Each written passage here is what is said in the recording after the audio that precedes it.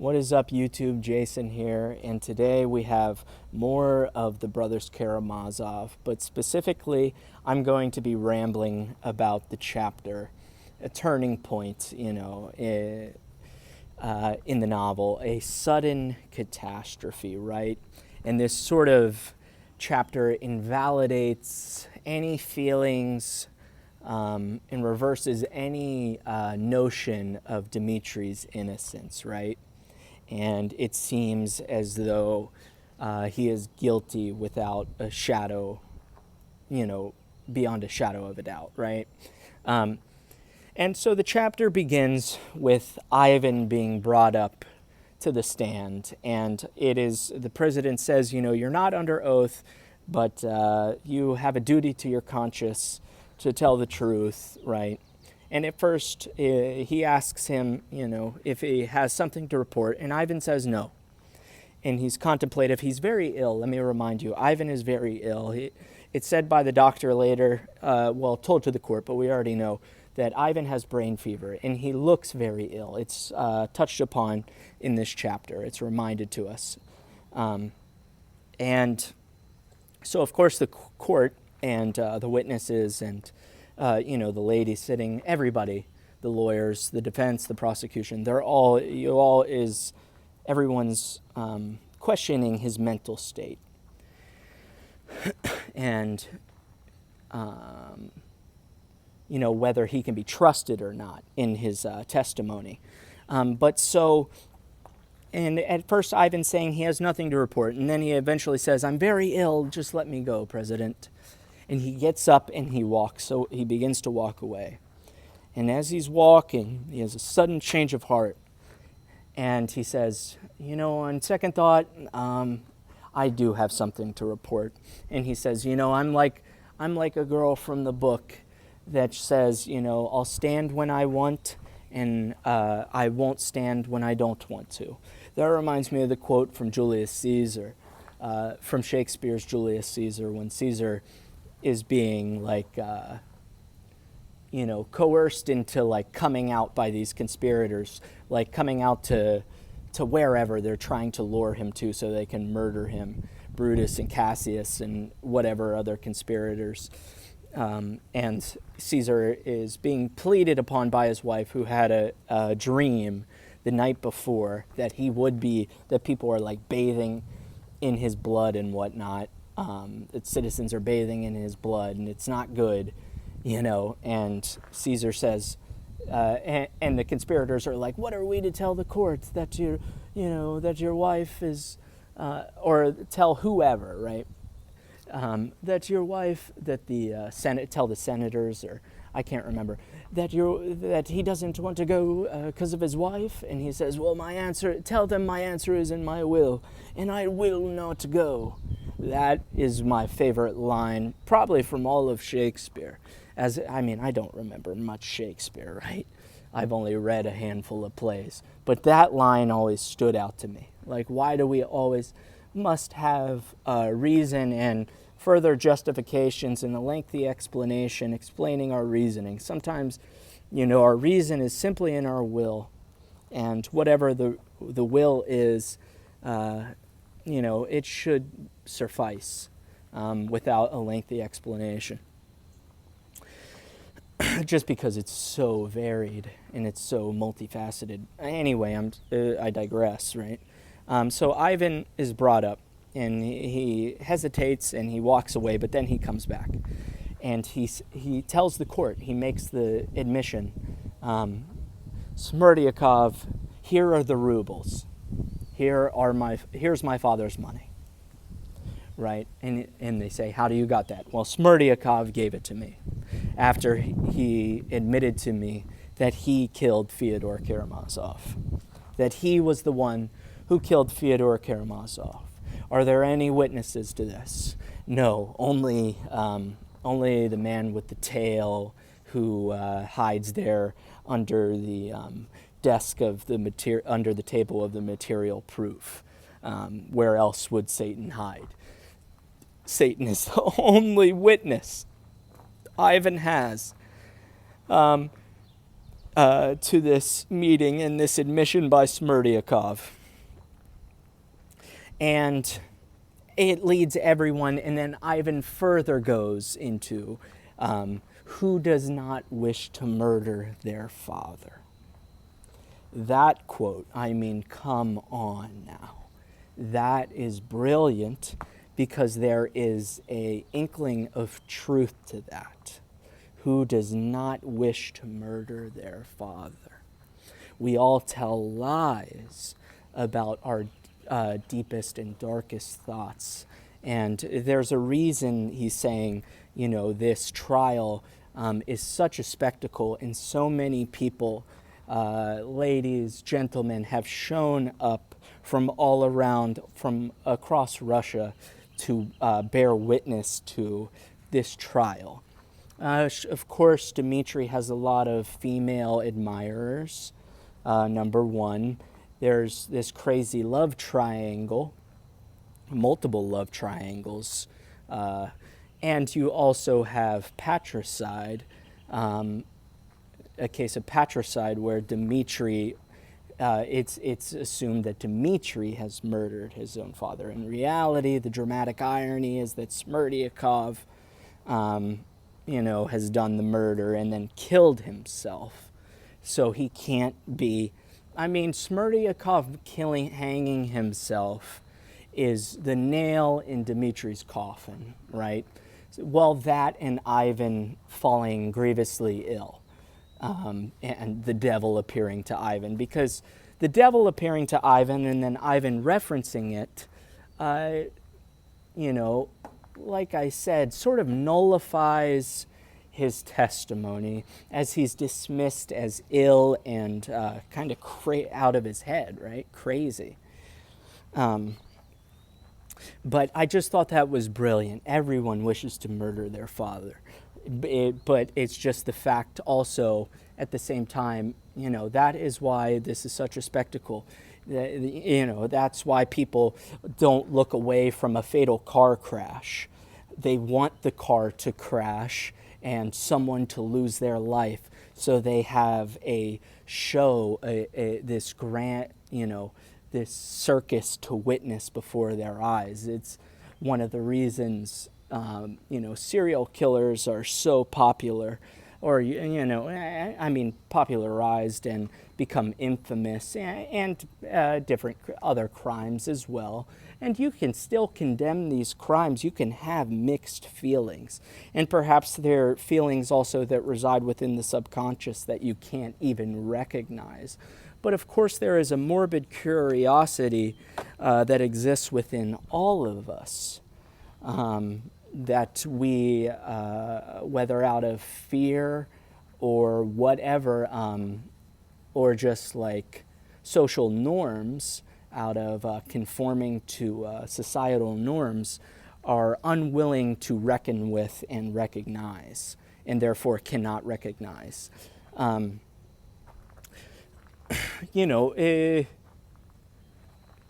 Because one's father, I've heard things such as, a man cannot become a man until the death of his father. But of course, the answer to that is, and whether that's true or not, sure, that's up for debate. I'm not even saying.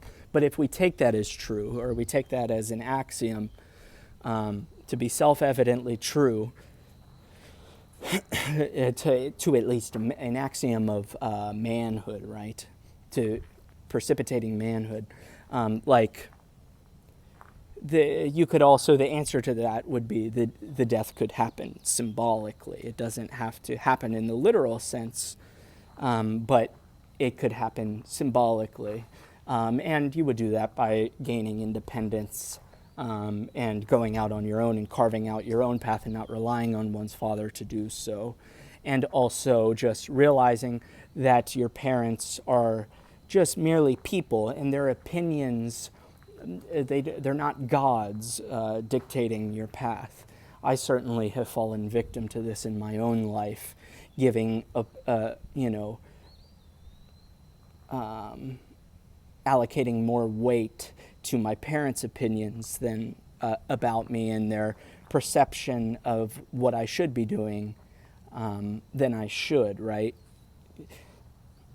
Whatever, I keep digressing. But, so Ivan tells this. He says Smerdyakov is the murderer, and of course there are no witnesses to this. He says, like I said, people, who doesn't wish to murder their father, you're all liars, as I mentioned. And so Ivan gives his testimony. And he's eventually reprimanded by the usher,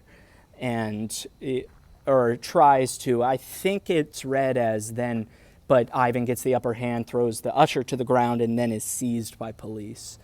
And the usher is later reprimanded for it. I guess but Ivan seemed fine, and he is fine. He's really just speaking the truth. And that's the dramatic irony of this. We know Ivan is speaking the truth. We also know the devil has visited him. And here you see the question I posed coming full circle, in a sense. The question I posed in my last video about Ivan's philosophy. Whether God's providence is present within the novel, whether the hand of God is actually, at work in the novel, orchestrating things, or is it merely psychosomatic and people are creating their own illusions of God that they follow? I said the question is irrelevant. Of course, my own beliefs are also irrelevant because I'm talking merely about the novel. I'm not talking about whether I'm not considering this reality. I'm considering the novel's reality. The question as it pertains to the novel's reality. Does God exist, or is God an illusion in the novel, of course? And I would say God, you can make a strong argument that God exists within the novel. And Satan, this is Satan's final, he is torturing Ivan. He's torturing all the brothers at this. He's torturing the entire Karamazov family. Whatever the crime is, that the sin that has, warranted such torture. But Ivan is speaking the truth. But because the crime was framed in such a way, and because Dimitri, brought this upon himself, literally produced all this damning evidence against himself, writing the letter, as I'll mention I'll explain in a moment, writing the letter, having money that he blows that could have potentially came from his father, and just speaking ill about his father to many people of the town, including his hometown as well as McRow, where he is later arrested, and to multiple primary characters in the novel. And his sort of defiance, his drunkenness, his passion, his defiance, it all comes back to bite Dimitri in the ass. Ivan is tormented by literally seeing the devil. And the devil, you can see the devil in the court. Just imagine the devil in the court sneering and laughing at Ivan. This man of 50, a poor relation, is laughing at Ivan, sneering at him. Alyosha shuddering in his seat. Dimitri, with his hands in his face, can't even look up, knowing he's going to be found guilty. Grushenka losing the love of her life to hard labor in Siberia. And Katerina watching Ivan proclaim, to confess that he is the murderer and her fear of losing Ivan to his own confession, because then Ivan, of course, says, "I'm the murderer. Here are the rubles. I am the guilty party in this courtroom. It is not Dimitri. I am the only witness. Smerdyakov has hung himself, so I'm the only one who can tell of this. But I am the murderer. My going away and my nihilistic, thoughts sanction the murder of my father." He doesn't say this, but he says this. He doesn't say this at the trial, like verbatim, but he does say that he's guilty and that he is the murderer. Like Smerdyakov was acting on Ivan's desire, right, on Ivan's behalf. And so Smerdyakov may be looked at as an embodiment of evil. And Smerdyakov was certainly treated like a lackey. I think you just have... so back to the question of whether God and the devil are present, actually... like in the background, orchestrating all of this. You can make a case that they do exist within the novel, and their hands are at work in the novel. The devil, we see the devil. And of course, there's a justification because Ivan is ill and has brain fever, and therefore is having these hallucinations. But at the same time,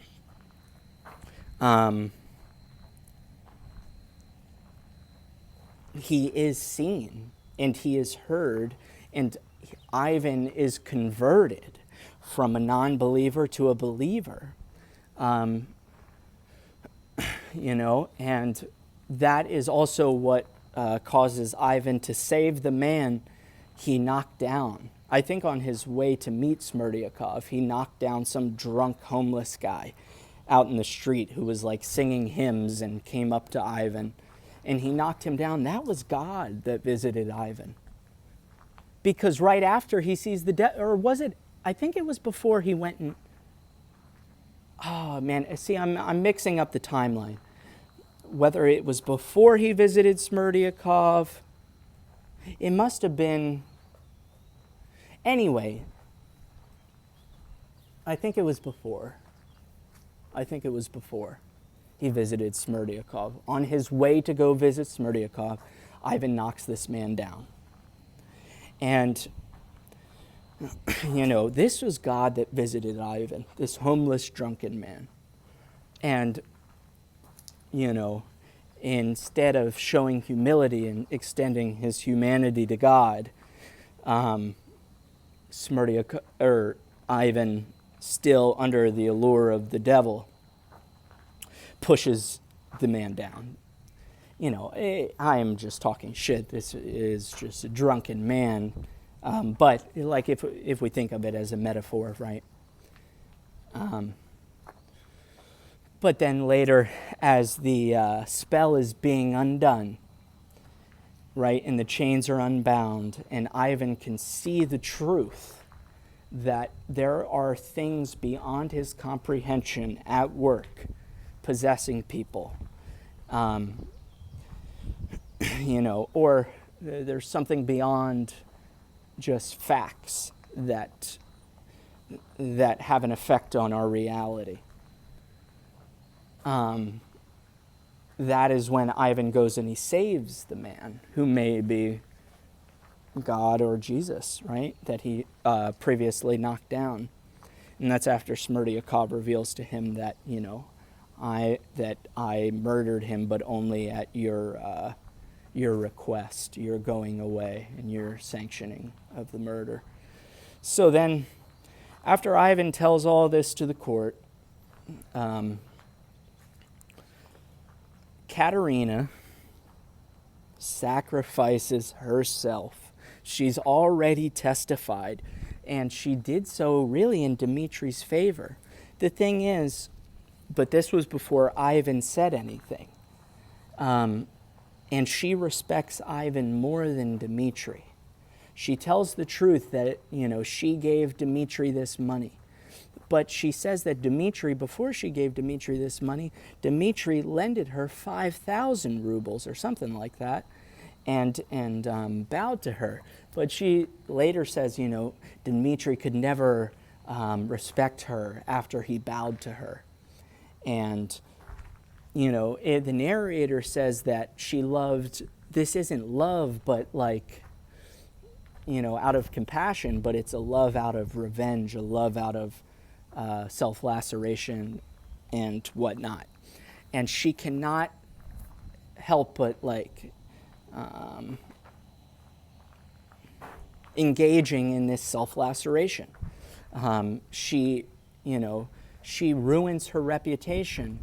At first she falls on the sword for Dimitri, in Dimitri's favor, but then later for Ivan's, because Dimitri, she was engaged to Dimitri at one point, but because Dimitri, I keep losing my thoughts,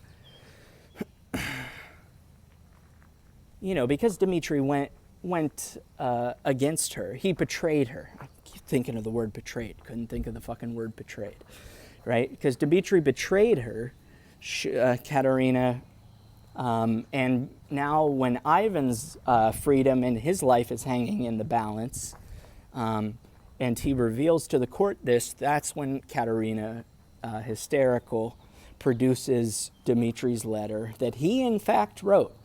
So Dimitri really did damn himself, but he in fact wrote a letter while he was drunk at the tavern saying he was going to possibly murder his father.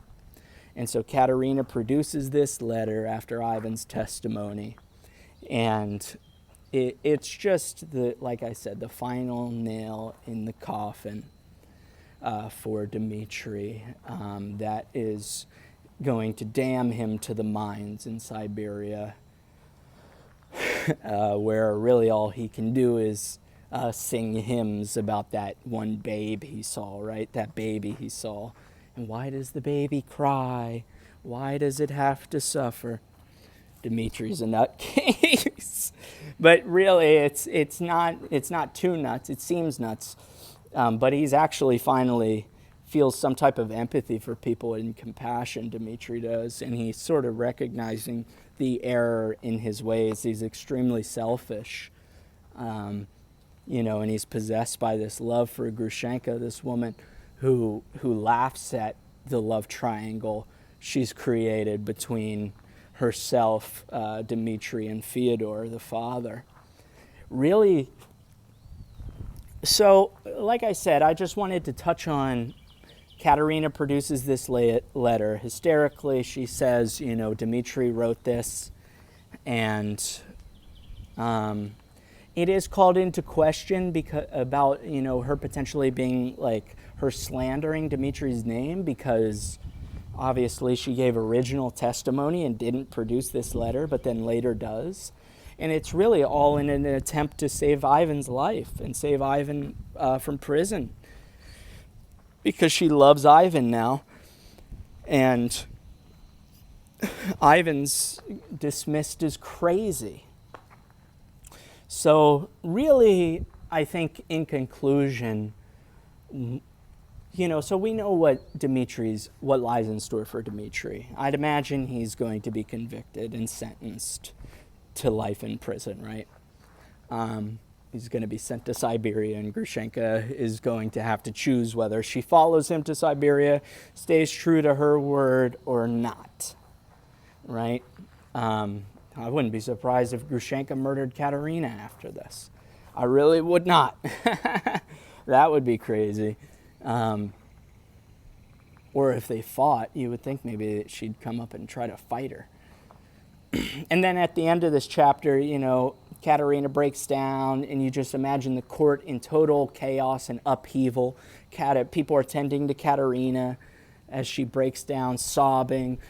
Grushenka gets up and tries to run to Dimitri. Dimitri tries to run to Grushenka, and Grushenka says, "Look, your serpent has damned you, you know. She is why you will be found guilty. That is your serpent. And really, Fyodor Karamazov killed himself by being an absent father and by ushering into this family, teaching his children all the bad qualities, how to be a dishonorable, spiteful, self-centered men, in essence, and to, focus and to build up to develop your negative qualities instead of your good ones, right? And so I believe, in a sense, Fyodor Karamazov killed himself just by, as I already set forth. Did he really? No. Does he deserve to die because of being a poor father? No. But if he wasn't like this, if Smerdyakov wasn't treated like such a lackey, and, Ivan probably would have never developed the thought process, have him being, had he been manipulated and neglected by his father. So Smerdyakov, looking up to Ivan, would have never felt as though he had to kill Fyodor.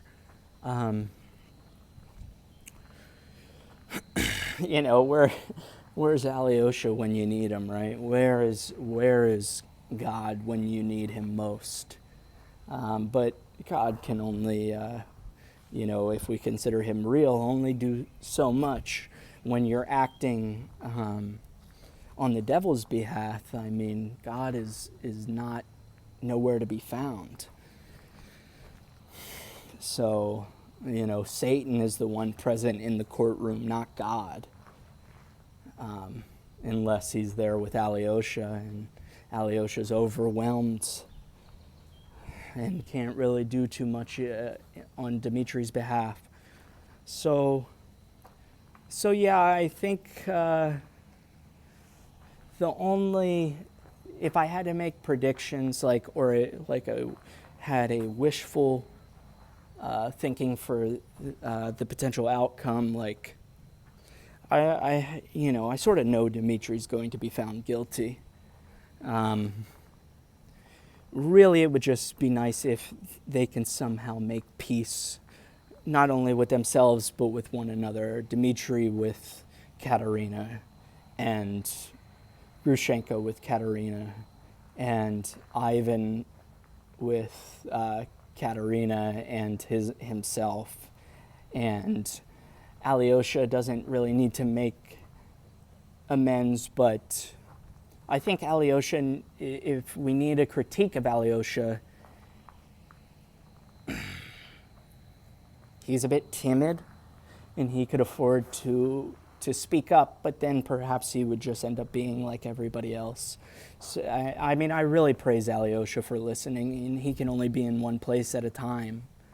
At least Rakitin was exposed, and that's sort of Alyosha's foil, is Rakitin. And Rakitin was, or at least his nemesis, right? And at least Rakitin was exposed as being Grushenka's cousin, and now shame has been brought upon his name because he's really just using this whole opportunity of the spectacle of the whole murder and the trial as an opportunity to launch his writing career, right? And Rakitin's trying to court Madame Holikov so he can get her inheritance. So at least that was found out. And yeah, at least, the actual murderer died.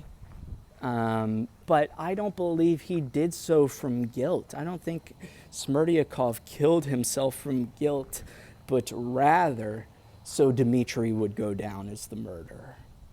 Because perhaps if Smerdyakov could have been, cross-examined, of course he could lie under oath. That's all he'd have to do.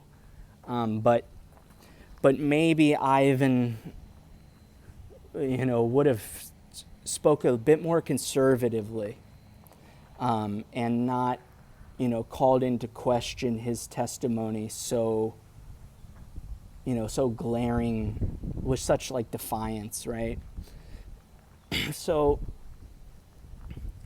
yeah, as far as predictions, I just hope there is resolution between the characters, even if Dimitri is going to be found guilty, because really, who else can take Dimitri's spot at this point? The murderer is dead, and people are going to want justice at the end of the day. So, where does that leave us? It really just means an innocent man is going to be found guilty and sentenced. But Dimitri, that's the thing, Dimitri's not entirely innocent. He may be innocent of the murder, but he's not innocent of wanting the murder to happen. Really, none of the brothers are, besides Alyosha. So you see, they all sort of played a part in this. Besides Alyosha, who enters the monastery, that's the only reason he's able to be absolved from this. And I think that's what is sort of, because Alyosha goes into the monastery, of course, after visiting, something tells him, after visiting his mother's grave, that I must enter the monastery. And I think what that is God, or whatever, his inner thoughts, his intuition telling him, now that our mother has passed, which I'm not sure what type of mother she was. I'd have to look into that. It's been such a long time since I've read the beginning of the book, so I couldn't tell you about her character, if it's even mentioned. I don't recall. But perhaps she was the glue that held the family together. And after, following her passing, Alyosha's intuition told him that something catastrophic, murderously, fatally catastrophic, was going to transpire in the coming months. And, look what happened. And that was the only way Alyosha sort of ran, but he ran in the right direction. He ran away from his problems, but he ran in the right direction, because there Father Zosima told him, your help, you are needed in the world, right? And so he re-enters the world after gaining what he can from the teachings of Father Zosima. And so hopefully, and Alyosha couldn't be the glue, I guess, that maybe his mother was, because he's merely their brother. He's a peer. He's not a superior of the brothers. I think he's also the youngest, so that's working against him.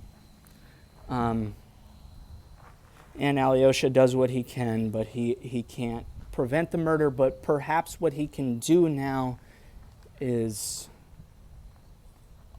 offer a place for people to confess. And that's, in some sense, what he has done. But perhaps he'll inspire change and inspire resolution among his family and friends of family.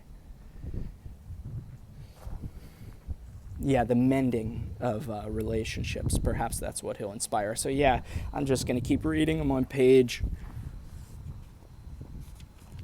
I think I'm on page 802 now. Yeah, the bottom of 802. We're beginning at the prosecutor's speech, sketches of character. So it stinks because I still have 100 pages to go, and I just know Dimitri's going to be found guilty. Like, of course he is. But I have to finish it out, It sucks because, like, you've already ran the Grand Inquisitor. You've already read Rebellion. I've already read The Devil, Ivan's Nightmare, all of these magnificent chapters, that are like the gold, the centerpiece, the crux driving the novel. But I wouldn't say the rest is filler. The rest are merely the stairs to get they're merely the pickaxe to mine the gold present within the novel. And even though I'm on like the falling resolution or whatever, you still, once having harvested the gold, you got to get it back. The gold doesn't make you money right away. You have to then take it somewhere. And I mean, I'm just saying, I feel like, of course I'm going to finish the novel because I want to have read the entire thing, but also I just want to see that resolution transpire, and I want to see what Alyosha does. Most importantly, that is who I'm looking to see. I'm going to see what he offers up at the end. So, to see if God prevails, I guess, right? In a novel where Satan, right up into the end, has the upper hand overall. The dramatic irony is at such a point where it's hard to read without like just being not pissed off, but just shaking your head, right, in like sort of disgust, because these people can't see what the reader is seeing. The trial, the people of the court, the president, the jury, prosecution, the defense, they can't see, of course, what the reader is seeing, but that's intended to be designed as such. So yeah, amazing book. I put my blood, sweat, and tears, literal blood, on the novel, right? Cut my hand the other day trying to set up my tripod. So blood, sweat, and tears have went into the reading of this novel. I've certainly teared up, especially, I'll have to see if Kolya reemerges. Because Kolya, that chapter with Alyosha and Kolya, I mean, that was just like so touching. I could go on about that, but I mean, we're already at 37 minutes and counting. So, hopefully you guys have gotten as much out of this book as I have. The more, and as I continue to read, I literally imagine myself. I feel the characters like becoming an embodiment of these different characters, or at least them rubbing off on me in a very real way, their ideas and whatnot. And I think what's beautiful is we get to choose what brother we would like to live like, or who do we take as an example of who to be like and who not to be like. And it's not just that black and white. Of course, you can take certain aspects, as deeply as Dimitri loves. You can be like that. As thoughtful as Ivan, but not quite to such a detrimental fault. As loving as Alyosha. And what could be said about Smerdyakov, at least up into the murder as loyal as Smerdyakov, maybe, right? It's hard to think of a redeeming quality about Smerdyakov. But all right, thank you guys. Just keep on the lookout for more videos, and this has been a fun one to make. I feel like I just ranted. I had no planning going into this. I just ranted for the past 40 minutes, and it's been pretty nice. So, all right, thank you guys.